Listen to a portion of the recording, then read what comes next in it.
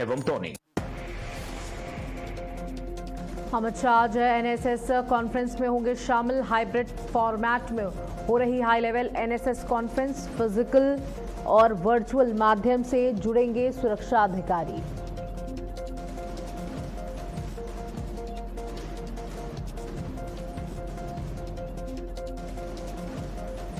रक्षा मंत्री राजनाथ सिंह आज पात्रा देवी हुतात्मा स्मारक का करेंगे उद्घाटन। गोवा के स्वतंत्रता सेनानियों और शहीदों को समर्पित है स्मारक।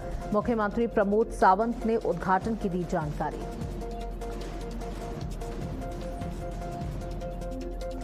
योगी कैबिनेट की आज है बैठक। सीएम योगी की अध्यक्षता में होगी बैठक। कई प्रस्तावों पर लगेगी मुहर। सरकार की योजनाओं और नीतियों पर होगा मंथन।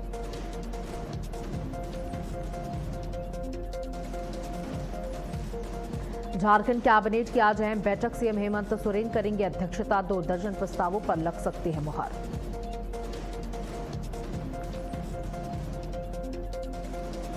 तीस अगस्त को होगी नीट पीजी 2026 की परीक्षा। एक ही शिफ्ट में सीबीटी मोड में होगी परीक्षा। ईमेल पर मिलेगा एडमिट कार्ड का लिंक।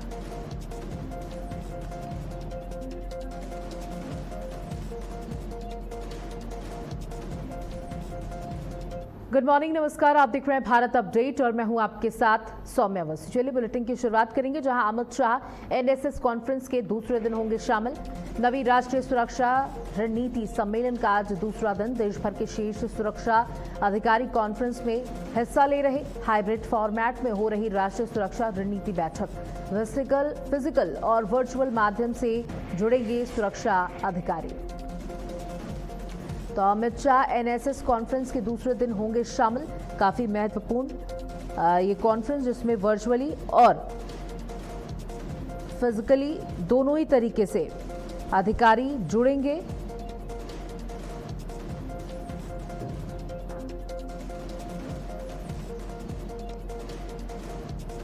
तो बता दें, गृह मंत्री अमित शाह इस कॉन्फ्रेंस में जुड़ेंगे, जहां केंद्रीय गृह मंत्री अमित शाह ने नई दिल्ली में इस 2 दिवसीय नवी एनएसएस कॉन्फ्रेंस का उद्घाटन कल किया था। आज कॉन्फ्रेंस में इंफॉर्मेशन वॉरफेयर, सूचना युद्ध, राष्ट्रीय सुरक्षा पर इसके प्रभाव, सब एरियल सिस्टम से पैदा होने वाले खतरों, ब्लू इकोनॉमी की सुरक्षा और बायो सिक्योरिटी फ्रेमवर्क जैसी अहम चुनौतियों पर रणनीतियां तैयार की जा रही हैं। पहले दिन गृह मंत्री ने घुसपैठ के खिलाफ कड़े कदम उठाने, अवैध प्रवासियों की पहचान कर उन्हें डिपोर्ट करने और टेरर व रेडिकलाइजेशन से निपटने के लिए गृह मंत्रालय की प्रहार योजना को लागू करने पर जोर दिया था। इसके साथ ही खुफिया डेटा की प्रोसेसिंग के लिए एआई आधारित एनालिसिस लागू करने के निर्देश दिए गए हैं। ये कॉन्फ्रेंस हाइब्रिड मोड में आयोजित हो रही है, जिसमें देश भर की सुरक्षा और पुलिस बलों के 850 से अधिक वरिष्ठ अधिकारी, राज्य केंद्र शासित प्रदेशों के डीजीपीज और डोमेन विशेषज्ञ शामिल हैं। तो काफी महत्वपूर्ण ये कॉन्फ्रेंस, जिसमें कई बिंदुओं पर आज फोकस किया जाएगा, जिसमें राष्ट्रीय सुरक्षा पर इसके प्रभाव। बता दें कि कॉन्फ्रेंस में इंफॉर्मेशन वॉरफेयर, राष्ट्रीय सुरक्षा पर इसके प्रभाव, नवी राष्ट्रीय सुरक्षा रणनीति सम्मेलन का ये आज दूसरा दिन है। देश भर के शीर्ष सुरक्षा अधिकारी कॉन्फ्रेंस में हिस्सा ले रहे हैं। देखिए, कल क्या कुछ चीजों पे फोकस रहा था, जहां पहले दिन गृह मंत्री ने घुसपैठ के खिलाफ कड़े कदम उठाने, अवैध प्रवासियों की पहचान कर उन्हें डिपोर्ट करने और टेरर व रेडिकलाइजेशन से निपटने के लिए गृह मंत्रालय की प्रहार योजना को लागू करने पर जोर दिया था। वहीं लखनऊ में योगी कैबिनेट की अहम बैठक आज होनी है। सीएम योगी की अध्यक्षता में यह अहम बैठक होगी। लोक भवन में शाम 4 बजे अहम बैठक होगी। कैबिनेट बैठक में कई प्रस्तावों पर मुहर लगेगी। सरकार की योजनाओं और नीतियों पर पूरा फोकस और मंथन किया जाएगा। तो सीएम योगी की अध्यक्षता में अहम बैठक होगी। लोक भवन में शाम 4 बजे ये बैठक होगी। योगी कैबिनेट की अहम बैठक आज, बता दें कि यह बैठक काफी महत्वपूर्ण मानी जा रही है। सीएम योगी की अध्यक्षता में यह बैठक हो रही है। लोक भवन में शाम 4 बजे ये अहम बैठक होगी।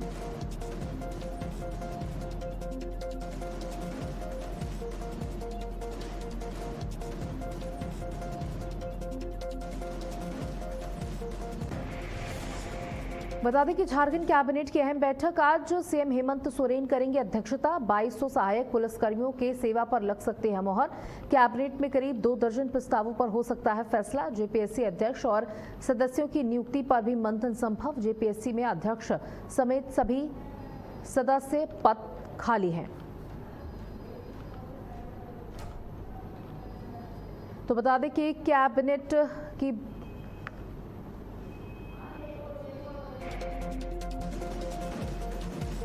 तो योगी कैबिनेट की अहम बैठक आज होनी है। मुख्यमंत्री योगी आदित्यनाथ की अध्यक्षता में ये कैबिनेट की अहम बैठक लोक भवन में शाम 4 बजे ये अहम बैठक होगी। तो ये बड़ी खबर आपको दे दें। कैबिनेट बैठक में कई अहम प्रस्तावों पर लगेगी मोहर। सरकार की योजनाओं और नीतियों पर मंथन होगा। तो योगी कैबिनेट की अहम बैठक और इस बैठक में कई प्रस्तावों को रखा जा सकता है। इसी के साथ साथ कई बड़े फैसले भी सुनाए जा सकते हैं। लोक भवन में शाम 4 बजे से ये बैठक शुरू होगी।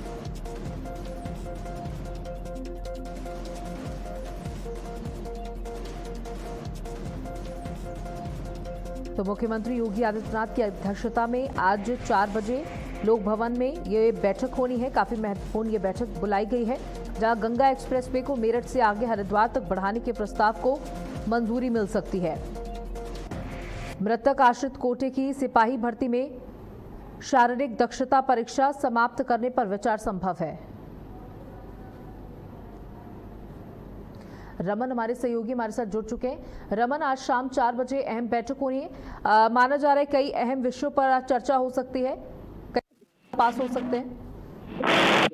आपको बता दें कि आज कैबिनेट बैठक है। मुख्यमंत्री योगी आदित्यनाथ की अध्यक्षता में ये बैठक 4 बजे से शुरू होगी और इस बैठक में 19 प्रस्ताव पर मोहर लग सकती है। देखना होगा कि कितने प्रस्ताव पर अंतिम मोहर लगती है, लेकिन अनुमान लगाया जा रहा है। आपको बता दें कि जन सेवा केंद्र की नई नियमावली की संचालन योजना को मंजूरी का प्लान है। सरदार वल्लभ भाई पटेल रोजगार एवं औद्योगिक क्षेत्र विकास योजना के तहत युवाओं को रोजगार के अवसर का प्रस्ताव पेश किया जाएगा। मृतक आश्रित कोटे में सिपाही भर्ती से शारीरिक दक्षता परीक्षा हटाने का प्रस्ताव पेश किया जाएगा। अभिभावकों को वसीयत बदलने के लिए अधिकरण में 60 दिन के भीतर दावा पेश करने की सुविधा। परिवहन विभाग के बेड़े में 4000 करोड़ रुपए की लागत से नई इलेक्ट्रिक बसें शामिल करने का प्रस्ताव है। पूर्वांचल एक्सप्रेसवे का पास सुल्तानपुर में 27 लाख से integrated manufacturing and logistic cluster की स्थापना। झांसी लिंक एक्सप्रेसवे निजी अस्पतालों में निवेश बढ़ाने के लिए सरकारी सहायता। ऐसे तमाम 19 प्रस्तावों को आज पेश किया जाएगा और उसमें लगभग पर मोहर लगने की जो बात है वो की जा रही है। और 4 बजे मुख्यमंत्री योगी आदित्यनाथ जब इस बैठक को करेंगे तब ये सारे जो प्रस्ताव हैं मुख्य सचिव के सामने रखेंगे। तो देखिए आज काफी अहम बैठक है। मुख्यमंत्री शाम 4 बजे ये बैठक करेंगे। आपने जानकारी दी कि कौन कौन से मुद्दों को लेकर के इस बैठक में विचार विमर्श भी किया जाता है। ये तो देखिए कैबिनेट की बैठक में आमतौर पर प्रस्ताव रखे जाते हैं और जनता से जुड़े मुद्दों को पास किया जाता है, लेकिन माना जा रहा है क्योंकि अभी त्योहार भी नजदीक है और इन सब तमाम विषयों पर भी यहाँ बातचीत जरूर हो सकती है। बिल्कुल कैबिनेट बैठक है। कैबिनेट बैठक तो विकास और कानून के मुद्दों पर ही होती है, लेकिन क्योंकि कई ऐसी बातें जब मुख्यमंत्री बैठते हैं मंत्रियों के साथ अधिकारियों के साथ, तो तमाम चाहे त्योहारों की तैयारियां हो, सुरक्षा व्यवस्था की तैयारियां हो, इन सभी को भी दिमाग में रखकर इन सब पर भी चर्चा होती है। देखिए क्योंकि ईवी को बहुत बढ़ावा दिया जा रहा है इस सरकार में और लगातार लोगों को भी ये प्रोत्साहित किया जा रहा है कि आप भी ईवी गाड़ियां खरीदिए और सड़कों पर भी ईवी बसें दौड़ाने की कवायद है। माना जा रहा है कि नई इलेक्ट्रिक बसों की खरीद के लिए भी लगभग 400 करोड़ रुपए के बजट को पास किया जा सकता है। बिल्कुल बजट बढ़ाया जा सकता है और उस बजट से बड़ी आसानी होगी आम जनता को। आम जनता को लाभ मिलेगा और सरकार का यही लक्ष्य है कि ज्यादा से ज्यादा आम जनता के बीच में पहुंचा जा सके और उनका फायदा कराया जा सके, उनका जीवन आसान किया जा सके। जी बहुत बहुत शुक्रिया रमन, हमारे साथ जुड़ने के लिए, तमाम जानकारी के लिए। वहीं झारखंड कैबिनेट की आज अहम बैठक, सीएम हेमंत सोरेन करेंगे अध्यक्षता। 2200 सहायक पुलिस कर्मियों के सेवा पर लग सकती है मोहर। कैबिनेट में करीब 2 दर्जन प्रस्तावों पर हो सकता है फैसला। जेपीएससी अध्यक्ष और सदस्यों की नियुक्ति पर भी मंथन संभव। जेपीएससी में अध्यक्ष समेत सभी सदस्य पद खाली। तो सीएम हेमंत सोरेन करेंगे इस बैठक की अध्यक्षता। 2200 सहायक पुलिसकर्मियों की सेवा पर लग सकती है मोहर। कैबिनेट में करीब 2 दर्जन प्रस्तावों पर हो सकता है बड़ा फैसला। जेपीएससी अध्यक्ष और सदस्यों की नियुक्ति पर भी मंथन संभव।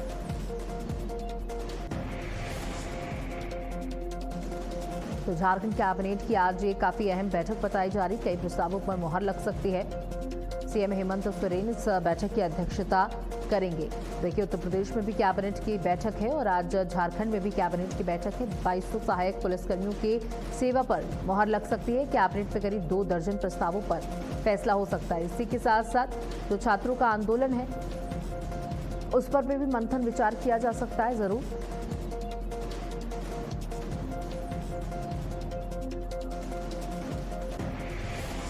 तो ये बड़ी जानकारी आपको देते हैं, जहां झारखंड में आज कैबिनेट की बैठक है जो कि काफी अहम और महत्वपूर्ण मानी जा रही है। सीएम हेमंत सोरेन इस बैठक में हिस्सा लेंगे। सीएम हेमंत सोरेन करेंगे इस बैठक की अध्यक्षता। 2200 सहायक पुलिसकर्मियों की सेवा पर मुहर भी लग सकती है। इसी के साथ साथ 2 दर्जन से अधिक ऐसे प्रस्ताव हैं जिनको पास किया जा सकता है।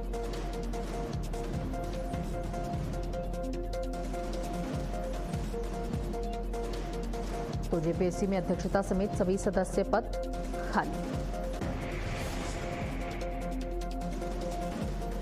तो झारखंड कैबिनेट की आज काफी अहम बैठक बताई जा रही है। ये बैठक काफी महत्वपूर्ण है और झारखंड कैबिनेट की बैठक है। कई प्रस्तावों को रखा जा सकता है और पास भी हो सकते हैं। इसी के साथ साथ आपको बता दें, क्योंकि झारखंड में छात्रों का जिस तरीके से आंदोलन चल रहा है उसको लेकर के भी विचार विमर्श मंत्रियों के बीच किया जा सकता है, क्योंकि उस समय सभी कैबिनेट के मिनिस्टर्स मौजूद होंगे, खुद मुख्यमंत्री मौजूद होंगे। तो इस स्थिति को कैसे संभालना है, इस स्थिति पर कैसे रिएक्ट करना है, ये सारी चीजें जरूर इस बैठक में डिस्कस की जा सकती हैं। हालांकि आधिकारिक तौर पर तो यही जानकारी मिल पा रही है कि 2 दर्जन से ज्यादा प्रस्ताव हैं जो यहां पर रखे जाएंगे। वही 30 अगस्त को होगी नीट पीजी 2026 परीक्षा। एक ही शिफ्ट में सीबीटी मोड में परीक्षा होगी। सुबह 9 बजे से दोपहर 12:30 बजे तक होगी परीक्षा। नीट पीजी 2026 के एडमिट कार्ड आज जारी हो जाएंगे। ईमेल पर मिलेगा एडमिट कार्ड का लिंक। तो एक ही शिफ्ट में सीबीटी मोड में परीक्षा होगी और सुबह 9 बजे से दोपहर 12:30 बजे तक ये परीक्षा होगी। नीट पीजी 2026 के एडमिट कार्ड आज ही जारी हो जाएंगे और 30 तारीख को ये परीक्षा कराई जाएगी। 30 अगस्त इसकी तारीख रखी गई है नीट पीजी 2026 की परीक्षा। और देखिए, इस बार छात्रों को डर भी है और सरकार पर प्रेशर भी है और सभी की नजर भी है कि एक बार फिर से नीट का पेपर होने जा रहा है और किस तरीके से ये पेपर कराया जाता है, कोई गड़बड़ी ना निकले यही उम्मीद लगाई जा रही है, क्योंकि हजारों बच्चों के, लाखों बच्चों के भविष्य का सवाल उठता है और बड़ी संख्या में बच्चे इस एग्जाम में बैठते हैं, सालों से इस एग्जाम की तैयारी करते हैं और उम्मीद करते हैं कि एग्जाम एक ही बार में सही तरीके से संपन्न हो जाए। क्योंकि अभी हाल के ही कुछ सालों में अगर देखा जाए तो लगातार पेपर लीक का मामला सामने आ रहा है और इस पेपर लीक के मामले से परेशान छात्र अब डरते डरते परीक्षा केंद्रों तक पहुंचते हैं, पेपर देकर आते हैं और उम्मीद करते हैं कि जब तक परिणाम ना निकला तब तक किसी से कुछ कहा ना जाए। क्योंकि अभी हाल ही में छात्र आंदोलन भी देखा गया था। लगातार पेपर लीक के मुद्दे को लेकर एक ही शिफ्ट में सीबीटी मोड में ये परीक्षा कराई जाएगी। और बता दें, लिंक भेजा जाएगा आज जिसमें एडमिट कार्ड मौजूद होगा। उस लिंक को डाउनलोड करने के साथ ही एडमिट कार्ड छात्रों के हाथ में आ जाएगा और एक ही शिफ्ट में ये परीक्षा कराई जाएगी। 30 अगस्त को नीट पीजी 2026 परीक्षा। सहयोगी स्नेह कमल हमारे साथ जुड़ चुके हैं। स्नेह कमल, 30 अगस्त को नीट पीजी 2026 परीक्षा होनी है।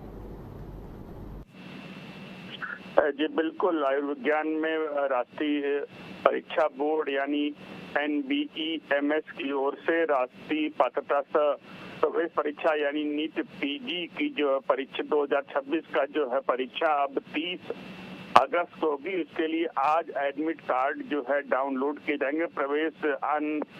प्रवेश पत्र जो है वो ऑनलाइन माध्यम से बोर्ड की ऑफिशियल वेबसाइट पर उपलब्ध कराए जाएंगे, जहां पर आप लॉगिन करके डिटेल आदि डालकर नीट पीजी का हॉल टिकट जो है डाउनलोड कर सकेंगे।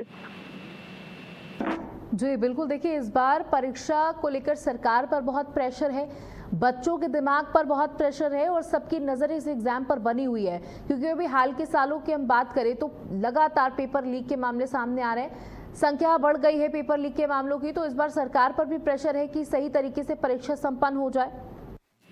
जी बिल्कुल, जिस तरह से जो है पिछली नीट यूजी की परीक्षाएं के जो पेपर लीक हुए थे, उसके बाद अब नीट पीजी की जो है परीक्षाओं में सरकार बिल्कुल एक्टिव मोड में आ गई है। सरकार ने कुछ बदलाव भी किए हैं, क्योंकि परीक्षाएं पहले 2 शिफ्टों में होती थी। अब सरकार ने कहा कि अब सीबीटी मोड में जो है परीक्षा सिर्फ एक शिफ्ट में होगी, एक सीबीटी मोड में एक शिफ्ट में होगी। सुबह 9 बजे से लेकर 12:30 बजे तक परीक्षा होगी। नीट पीजी की जो इस तरह से मैंने एडमिट कार्ड बताया कि आज जारी किए जाएंगे। ईमेल पर भी एडमिट कार्ड का तमाम जो अभ्यर्थी हैं उन्हें ईमेल पर भी लिंक मिलेगा। उसके साथ ही साथ हम कह सकते हैं जो तमाम जो बदलाव किए गए हैं उनको लेकर जो है बातें छात्रों को जाना जरूरी है। परीक्षा की तिथि 30 अगस्त एक शिफ्ट में होगी। एडमिट कार्ड जारी होने की तिथि आज की है। परीक्षा में जो प्रश्न पत्रों की संख्या होती थी, प्रश्नों की संख्या होती थी, वो पहले 200 होती थी। अब 200 के बजाय 180 बहुविकल्पी प्रश्न होंगे, यानी उनके कई ऑप्शन दिए जाएंगे और जिसमें जो है माइनस मार्किंग का प्रावधान, सही उत्तर देने पर 4 अंक मिलेंगे, अगर गलत उत्तर है उसमें 1 माइनस अंक होंगे। उसके अलावा परीक्षा की अवधि जैसे मैंने बताया कुल 2 घंटे 30 मिनट यानी 3 घंटे 30 मिनट यानी 210 मिनट होगी और कुल जो है अंक जो होंगे 720 होंगे, यानी सही अंक उत्तर प्रश्न के उत्तर के लिए 4 अंक, गलत के लिए 1 माइनस अंक होंगे। और NBEMS ने स्पष्ट किया सोशल मीडिया साइट पर हो रहे वायरल पेपर लीक के दावे पूरे फर्जी भ्रामक हैं। किसी भी तरह की अगर कोई भ्रामक खबर अगर सोशल मीडिया पर आती है उस पर ध्यान न दे। परीक्षा इस बार पूरी तरह फुल प्रूफ कराई जाएगी। जो भी आवश्यक जानकारी हो वो ऑफिशियल वेबसाइट से आप ले सकते हैं। किसी भी अफवाह पर ध्यान न दें। बहुत बहुत शुक्रिया स्नेह कमल हमारे साथ जुड़ने के लिए, जानकारी देने के लिए।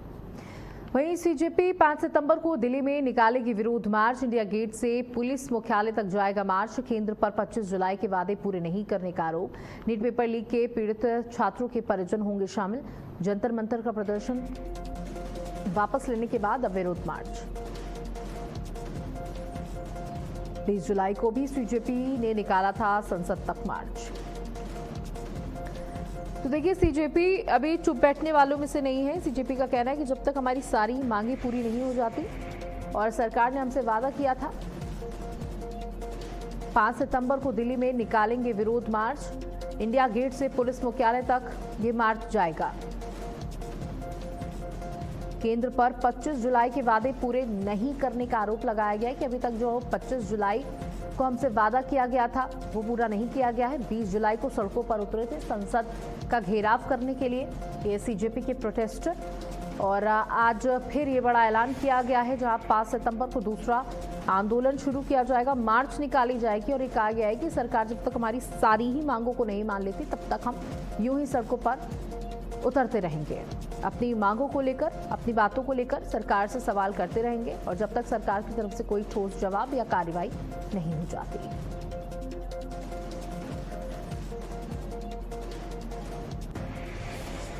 वहीं बुलंदशहर के एआरडीओ कार्यालय में कथित भ्रष्टाचार और अवैध वसूली के खिलाफ उद्योग व्यापार मंडल नरेंद्र ने प्रदर्शन कर भारी रोष जताया है। व्यापारियों ने शासकीय काउंटरों पर निजी व्यक्तियों के कब्जे का आरोप लगाया गया है और कहा है कि आरआई समेत अधिकारियों की अनुपस्थिति से आम जनता को परेशानी का सामना करना पड़ रहा है। व्यापार मंडल ने जिलाधिकारी के प्रतिनिधि के माध्यम से मुख्यमंत्री को ज्ञापन सौंपकर कार्यालय की व्यवस्था में पारदर्शिता लाने और उच्च स्तरीय जांच की मांग की है। इसी के साथ महिला आवेदकों के लिए अलग काउंटर और हेल्प डेस्क बनाए जाने की मांग की गई है। व्यापारियों ने चेतावनी दी है कि अगर उनकी मांगों पर जल्द कार्रवाई नहीं हुई तो व्यापक आंदोलन किया जाएगा। तो उद्योग व्यापार मंडल की तरफ से ये आंदोलन किया गया और उन्होंने कहा जब तक हमारी मांगों को नहीं माना जाता तब तक हम प्रदर्शन करेंगे। निजी लोगों के काउंटरों पर कब्जा करने का आरोप लगाया है और व्यापारियों ने सीएम के नाम एक ज्ञापन सौंपा है। व्यापारियों ने आंदोलन की चेतावनी भी दी है। सीएम के नाम ज्ञापन पुलिस को सौंपा गया है। एआरटीओ कार्यालय में भ्रष्टाचार के खिलाफ प्रदर्शन। गाजियाबाद में महिलाओं और छात्राओं की सुरक्षा को लेकर पुलिस ने ऑपरेशन डिकॉय शुरू किया है। इसके तहत महिला पुलिसकर्मी सादे कपड़ों में बाजारों, मॉल, बस अड्डों और स्कूल कॉलेज के आसपास तैनात रहेंगी और आम महिलाओं की तरह भीड़ में रहकर मंचलों व शरारती तत्वों पर नजर रखेंगी। छेड़छाड़ या अभद्रता की कोशिश करने वालों के खिलाफ तत्काल कार्रवाई की जाएगी। रक्षाबंधन को देखते हुए तीनों जोन में 100 से अधिक संवेदनशील स्थान चिन्हित किए गए हैं। अभियान में एंटी रोमियो स्क्वाड और मिशन शक्ति की टीमें भी शामिल हैं, जबकि बाजारों में डायल 112 और स्थानीय पुलिस की तैनाती रहेगी। अधिकारियों के मुताबिक अभियान का मकसद महिला अपराधों की रोकथाम और शरारती तत्वों में पुलिस का खौफ पैदा करना है।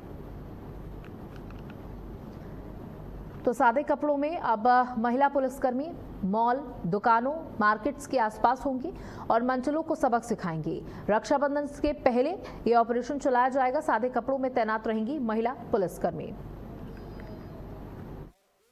देखिए, गाजियाबाद कमिश्नरेट के अंतर्गत कमिश्नर सर के आदेशानुसार पूरे गाजियाबाद में अलग अलग जगहों पे ऑपरेशन डिकॉय संचालित किया जा रहा है। इसके अंतर्गत जो भी हमारी एंटी रोमियो स्क्वाड की टीम है और मिशन शक्ति केंद्र की टीम है, वो महिला संबंधी जो भी संवेदनशील स्थल है वो वहाँ पे लगातार भ्रमणशील, चाहे वो महिला संबंधित स्कूल हो, कॉलेजेस हो, मार्केट एरिया हो, शॉपिंग कॉम्प्लेक्स हो, स्थानीय बाजार हो, वहाँ पर सादे वस्त्रों में हमारी एंटी रोमियो स्क्वाड की टीम है। साथ ही साथ मिशन शक्ति की केंद्र की जो हमारे प्रभारी हैं और महिला पुलिसकर्मी हैं वो भी वहाँ पे स्थापित। कानपुर में प्रतियोगी परीक्षाओं में फर्जी दिव्यांग प्रमाण पत्र और सॉल्वर उपलब्ध कराने वाले गिरोह का एसटीएफ और पुलिस ने भंडाफोड़ कर दिया। सचेनी थाना पुलिस और यूपी एसटीएफ ने आईबीपीएस परीक्षा केंद्र से गिरोह के 4 सक्रिय सदस्यों को गिरफ्तार किया। आरोपी है कि गिरोह सामान्य अभ्यर्थियों के फर्जी दिव्यांग प्रमाण पत्र तैयार कराकर उन्हें स्क्राइब की सुविधा दिलाता था और परीक्षा पास कराने के नाम पर 10 लाख रुपए तक का वसूली करता था। आरोपियों के पास से कार, आईपैड, 5 मोबाइल फोन, फर्जी दस्तावेज, प्रवेश पत्र, आधार, पैन कार्ड, एटीएम कार्ड और नकदी बरामद हुई है। पूछताछ में 8 अन्य लोगों के नाम भी सामने आए हैं, जिनकी तलाश की जा रही है। पुलिस गिरोह से जुड़े अन्य दलालों और पूरे नेटवर्क की जांच में जुटी है। तो बता दें कि पूरे नेटवर्क की जांच में सचेंडी पुलिस जुटी हुई है। फर्जी दिव्यांग सर्टिफिकेट बनाए जाते थे, 10 लाख तक की वसूली की जाती थी। वहीं मिर्जापुर के अहरौरा थाना क्षेत्र में पुलिस ने मादक पदार्थ तस्करी के खिलाफ बड़ी कार्रवाई करते हुए 3 अंतर जनपदीय तस्करों को गिरफ्तार कर लिया। पुलिस के मुताबिक आरोपियों के कब्जे से 334 ग्राम अवैध हेरोइन बरामद हुई है, जिसकी अनुमानित कीमत करीब 64 लाख रुपए बताई जा रही है। गिरफ्तार आरोपियों की पहचान मिर्जापुर के राजगढ़ निवासी सलीम और सोनभद्र के भमनौली निवासी लक्की सोनकर व नई बस्ती निवासी इद्दू आमीन अहमद के रूप में हुई है। पुलिस ने तस्करी में प्रयुक्त अपाचे बाइक को भी सीज कर दिया है। मामले में एनडीपीएस एक्ट के तहत मुकदमा दर्ज कर तीनों आरोपियों को न्यायालय के समक्ष पेश करने के बाद जेल भेजने की कार्रवाई की जा रही है। अधीक्षक महोदया जनपद मिर्जापुर के निर्देशन में अपराध व अपराधियों के विरुद्ध चलाए जा रहे अभियान के क्रम में आज थाना अहरौरा की पुलिस के द्वारा 3 सातिर हेरोइन तस्कर को अरेस्ट किया गया है, जिनके पास से कुल 334 ग्राम अवैध हेरोइन बरामद की गई है, जिसकी इंटरनेशनल मार्केट में अनुमानित कीमत 64 लाख रुपए है। घटना में प्रयुक्त अपाचे बाइक बरामद किया गया है। वहीं मुरादाबाद में डीएम राजेंद्र पेंसैया के आदेश पर सरकारी जमीन को कब्जा मुक्त कराने की बड़ी कार्रवाई की गई। सदर तहसील के रसूलपुर नगली गांव में चकबंदी के दौरान 62 हेक्टेयर से अधिक सरकारी भूमि को कब्जा मुक्त किया गया। प्रशासन के मुताबिक सरकारी अभिलेखों में किए गए त्रुटिपूर्ण इंद्राज को खारिज कर दिया गया। कार्रवाई के दौरान रामगंगा तालाब रमजान की जमीन को भी कब्जा मुक्त कराया गया। अब सरकारी भूमि से जुड़े राजस्व अभिलेखों को दुरुस्त किया जा रहा है।